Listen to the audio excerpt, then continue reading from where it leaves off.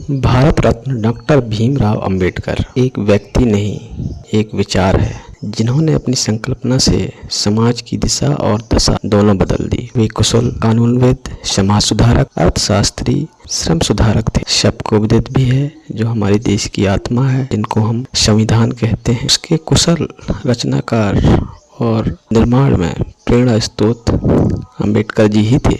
इनके संबंध में साथ ही B.R. अम्बेडकर एक कुशल शिक्षाविद थे। वे शिक्षा के प्रबल पक्षधर थे। उनके शैक्षिक विचार वे कहते थे, शिक्षा एक ऐसा साधन है जो लोगों को उनके अधिकारों और कर्तव्यों के प्रति जागरूक बनाता है। जब तक शिक्षा प्राप्त नहीं होगी तो हम अपने संविधान के बारे में कैसे जानेंगे और हमारे हक अधिकार क्या है यह बिल्कुल नहीं समझ पाएंगे। इसलिए शिक्षा अनिवार्य आवश्यकता है। बाबा साहब समाज में शिक्षा के महत्व पर कहते थे कि किसी भी समाज की प्रगति उस समाज में शिक्षा की प्रगति पर निर्भर है।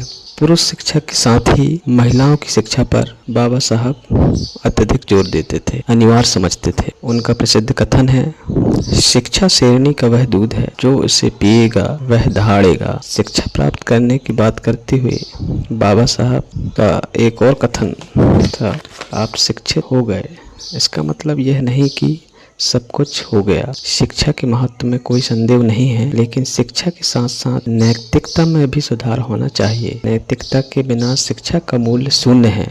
इस प्रकार डॉक्टर भीमराव अंबेडकर जी शिक्षा के महत्व पर महत्वपूर्ण विचार रखते थे और वर्तमान परिदृश्य में जो अपेक्षित है, अनिवार्य है, हमें उन्हीं के विचारों को अपने जीवन में लाना चाहिए और भारत